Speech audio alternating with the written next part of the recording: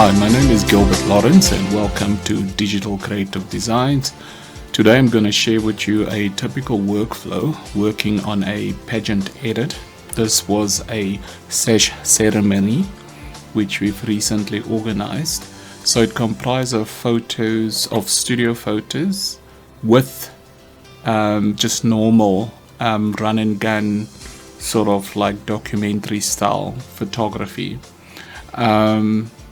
And the idea basically was to capture the venue of what it showcased and what it has on offer with the girls, because the sponsors of the pageant was very keen in partnering with us with this event.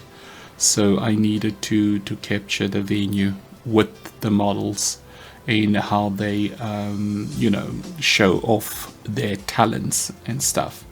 Okay, so it's a combination of studio shoots and the normal shoots. So I have pre-selected the studio shoots.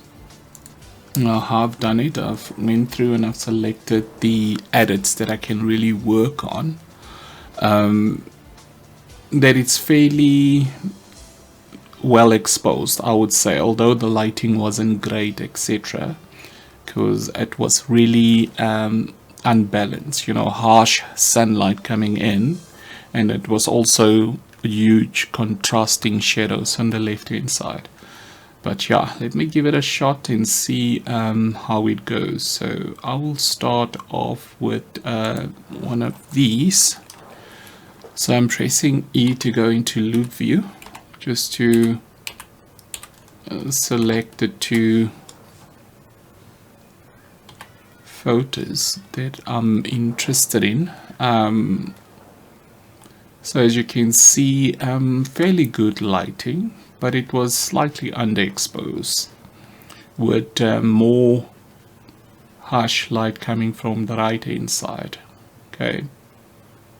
So I think I'm gonna go with the one on the left hand side. Just click on it and I go into my edit module by pressing D, and basically in my edit module I can then do primary edits, that is to lift the exposure, open up a bit of the shadows, etc. So I'll just assume that people watching this information or tutorial, if you can call it that way, do have some basic understanding of photography and editing. That's why you've landed on this channel. So yeah, bear with me, because I'm using Camtasia and I'm sometimes having to toggle between different programs, especially when I come to my specialization channels. So I'd look at the picture and then I would just do basic sort of like lifting of my exposure and dropping my highlights, put a little bit of contrast in there, opening up on the shadows, and then while I'm doing it, I'm looking at my histogram. So this photo was captured at ISO 400 with a aperture of 4.5 f-stops and then shutter speed of 250th of a second. So it's supposed to be fairly sharp, although I wasn't using the sharpest of lenses. But yeah, high shutter speed always gets you closer to your pictures being tech sharp. Alright, so that's my primary edit. So if I want to take it a step further, I can then create separation between the foreground and the background, and that's when I use the masking option, which has recently been updated in Lightroom, which I must say has added so much better functionality and abilities to the program. click on it, and it's to me it's a game changer. Okay, now I've selected my model. So once I've done that, I can also go and create a mask for the background. So I'll go with the option duplicate and invert, so it will select everything besides the model. And once I've landed on my background, as you can see it's highlighted in red, I can then also push up a bit of the exposure, reduce the highlights, open up the shadows, and there's a bluish color cast on your left hand side. Now what I'll do, I'll just go and desaturate my mask with the selection of the background, just to bring out the grayish backdrop, because that's the true color that I'm going for. So I'm fairly happy with that. So now let me go to my profile, my lens profiles. Now if I switch to loop view, I'll come to the metadata option, and I can pick up the kind of lens I was using on the day. I was shooting with the DCD, and it was the stock lens, which is fairly a good lens, I must say, very versatile for the work that I'm doing. If I wasn't doing the action sort of documentary style photography, I would have used a different lens only for the studio type of photography. So that's my lens. Going back to my development module, I can then just look at the edit again.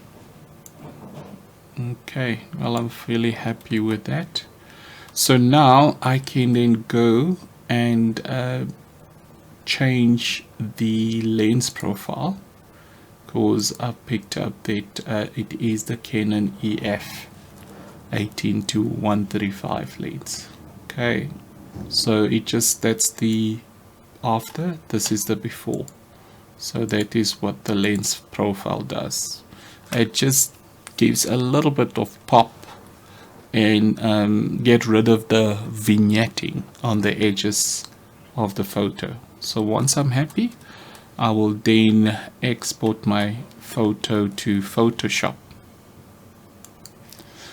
Okay, through the magic of dynamic link, I'm now in Photoshop, and what I'm gonna do in Photoshop, this is my background layer.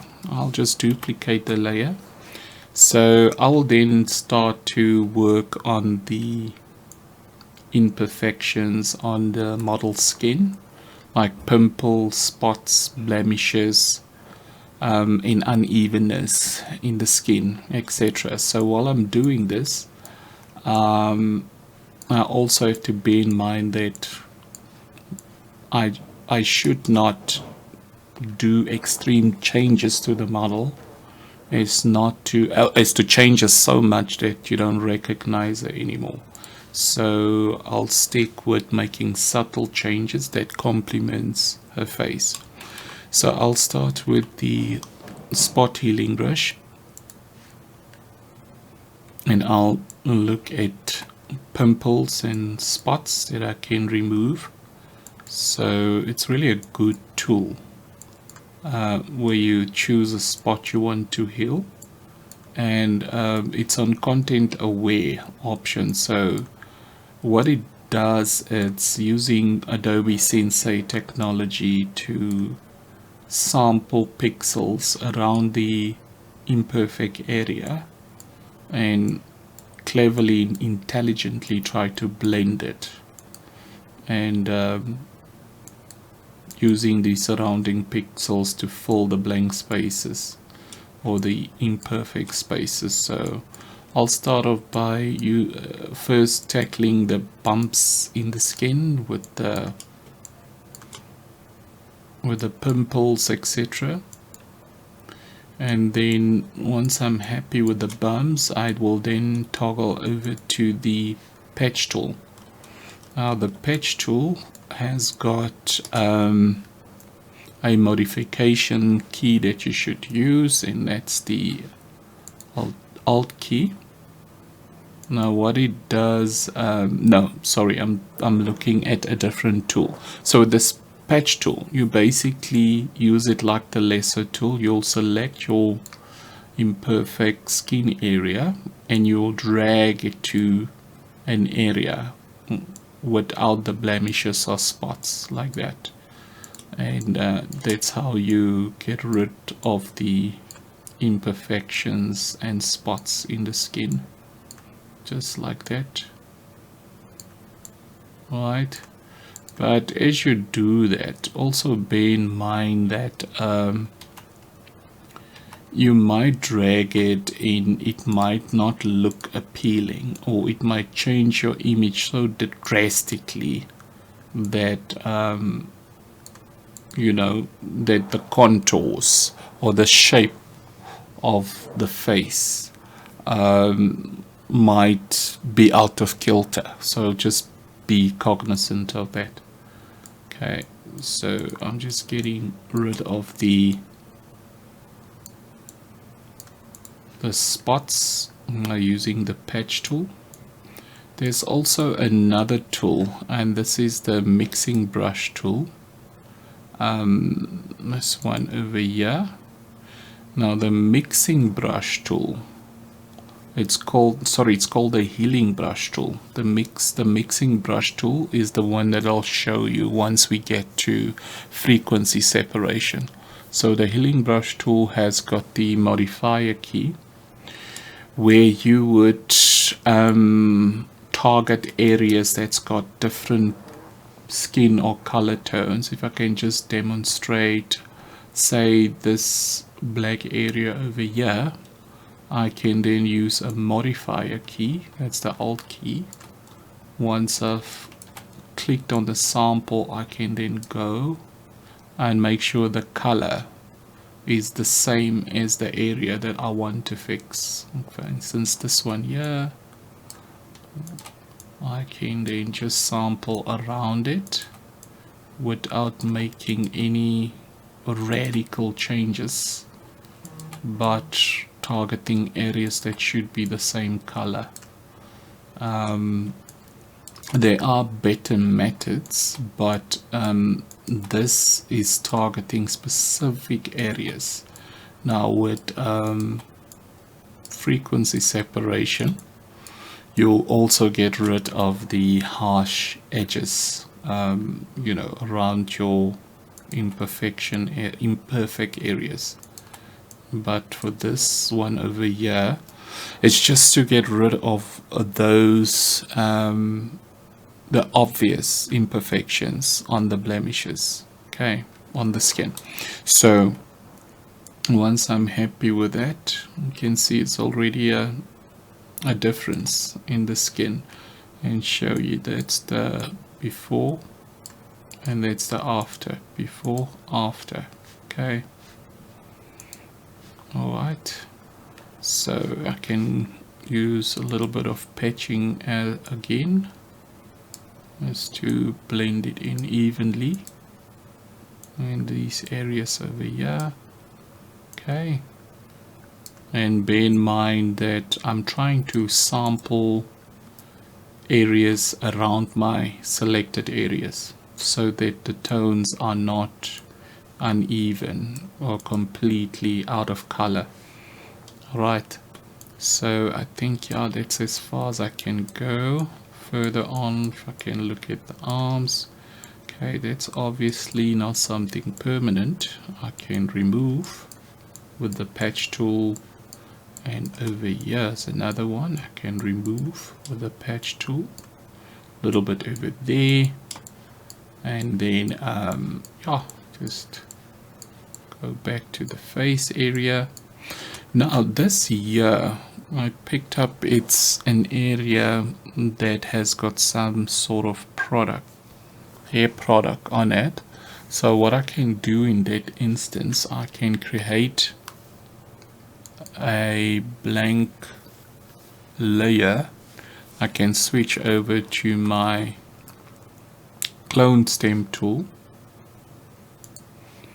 And how I can do this, once I've selected my clone stem tool, I can then reduce its opacity and flow to choose an area that's not very symmetrical, and then I will then change my sampling from current and below so that it can pick up. Okay, so that is too bright. That doesn't make too much sense, so I can go and maybe change that to darken.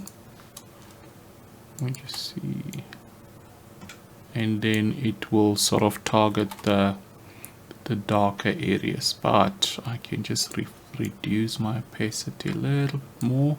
Say 50 will do, just to get rid of that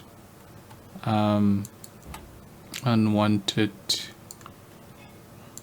product blemish over there.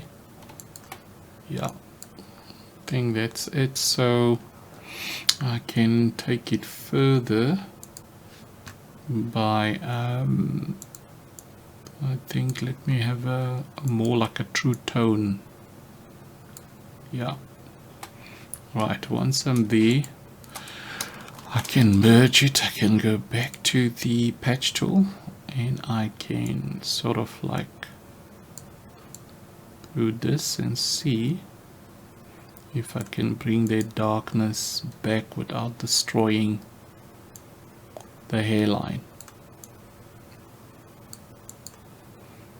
Okay, so I'll fix the hard edges with using frequency separation.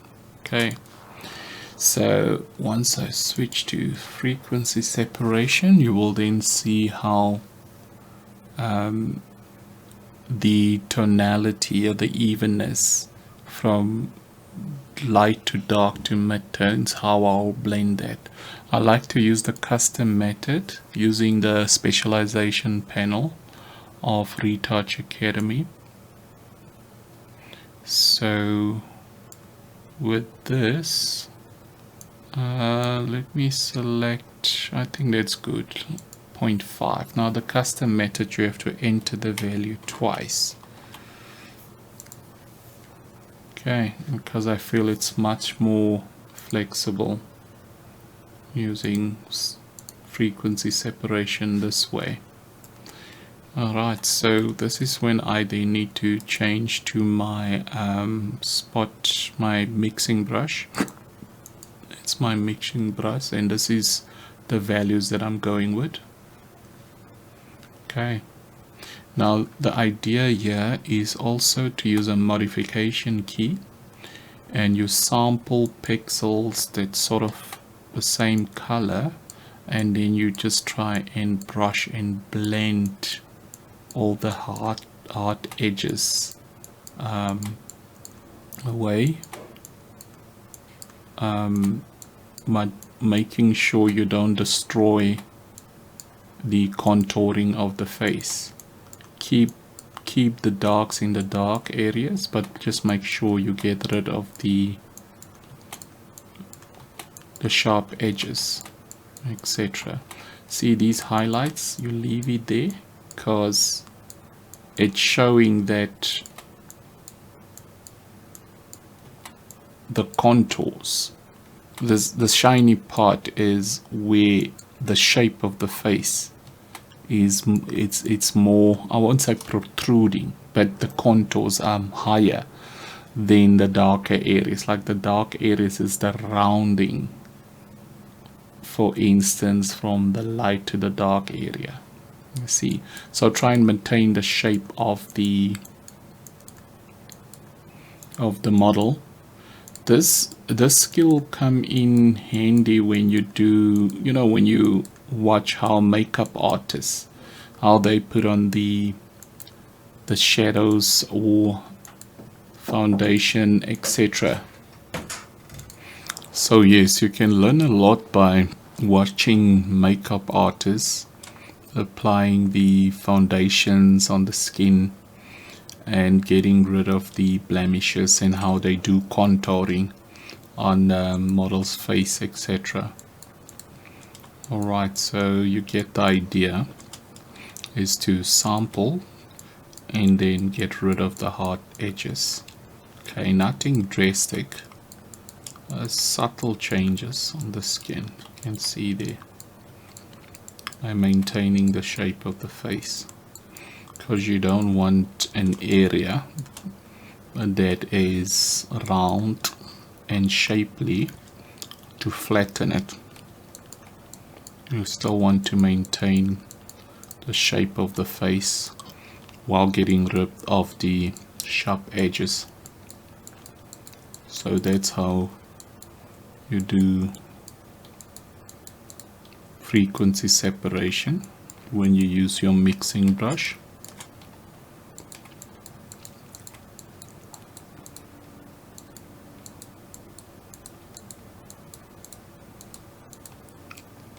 Okay, I think that last, let me just go back on those last 2 strokes.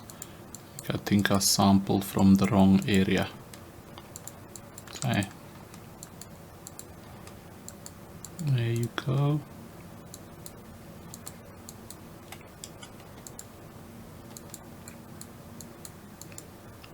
Okay, so I can go for with a before and after pic.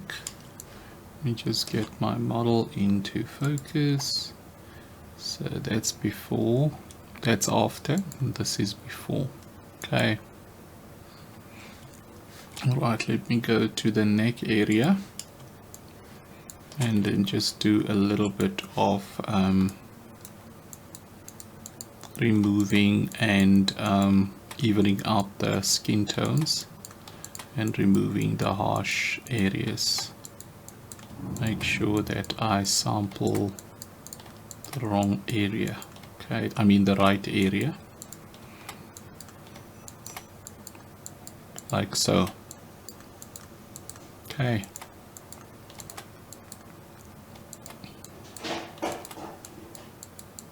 there you go. Okay, then move over to the arms and then just brush over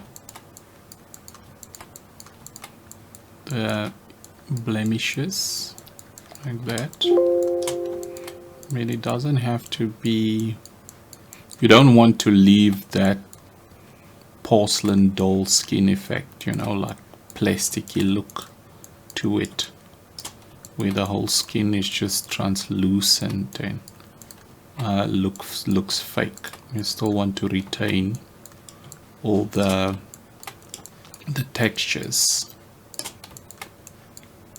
on the model's skin.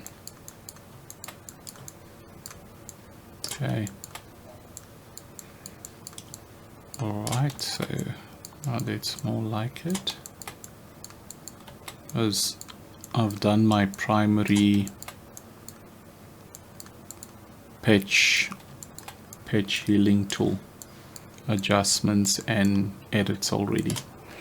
Alright, so once I'm done with evening out the skin tone and getting rid of the harsh edges, I can then work on the skin imperfections itself, the pimples, the nooks and crannies, the bip mat of the skin. So I've switched over to the clone tool, and I've selected the uppermost okay, that was the uppermost frequency separation layer, and I'll switch over to the clone stem tool. I will then also use another modifier key. Make sure that I'm on the current layer while I'm doing that, otherwise it will give you unfavorable results. So work on the current layer. I'll sample an area and then brush over the imperfection. So you sample a texture, like for instance this texture here is a little bit damaged, then you sample an area, it looks much smoother, and then you brush over it, and that's how you get rid of the imperfections on the skin. There's a pimple protruding. Yeah, it's fairly, I mean, I don't want to go crazy on smoothing out the skin.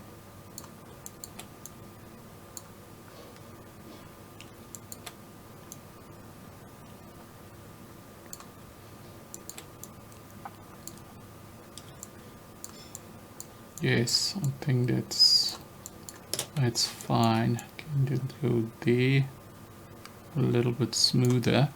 The reason why the changes that I'm affecting is not as prominent or evident immediately or visible immediately. I'm using a very low flow with a lower opacity, so you can change those values to taste.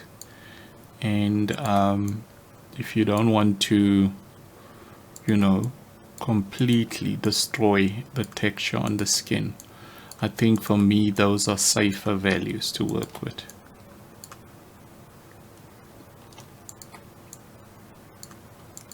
Like so, and then smooth out these areas over here, and then I can zoom out completely. That's my frequency separation layer, and I can look at a before and after. Maybe zoom in a bit for my before and after preview. Okay, it's after and it's before. After and it's before. Okay. So once I'm happy with that, I'll then create a new layer, a merge layer. I call it a stem. And at this point I'm getting rid of my frequency separation because it's just adding to my file size and it's taxing on my system. So I'm getting rid of the layers that I don't want. I'll then zoom out, and I'm gonna use Lumenzia to do my dodging and burning, or the appearance of dodging and burning, by separating my highlights, my midtones from my shadows, and work independently to create depth in my model's face. So I click on the specialization Lumenzia panel, using the white zones as a blend F command. So what Lumenzia does, it just help me with speeding up my workflow when it comes to dodging and burning and adding depth into my model's faces. Alright, so I would then use the uppermost layer in Lumenzia's zones, which are the highlights. And as I'm punching that up, maybe it's not too evident, but you will see that the shine in the highlight area, it's like the skin is becoming more shinier. You see, once I'm happy enough, hit the sweet spot, I'll then go on to, if you want to, that's what I like about Lumenzia, you can go on the if command and it will actually show you the areas on the face that it's affecting. It has picked up now all other unwanted areas, but can also always create a mask in that area. Change to my normal brush tool, and then I can sort of erase or deselect those areas that I don't want, because I've just created the mask, and that's what I've done. So I'm not gonna do the background match because I've got a different method there. I just wanted to remove it from the sash on the model. Okay, so I can then click on if again to remove the preview. So if I go to the layer below that one, I can go if again, and it will show me again which areas this curve adjustment will affect. Okay, So if I bump it up, you can see there, right? It's just giving a little bit of depth to the face and to the highlights. And then I'll skip the mid-tone one. I'll go to my shadow areas, and then if I go to my F command, then it will show all the darker shadow areas that will be affected by using this curve layer over here. So I'll drag that down to introduce more shadow into the face. Okay, so I'm happy with that adjustment. So I'll collapse my group in my zones. Alright, to make sure that I deselect all other areas and just focus on the model, I will create a mask that only selects the model. I then click on the select subject. It's using its Adobe Sensei technology to intelligently select the model. It will take a while. Yeah, that's my selection, not bad.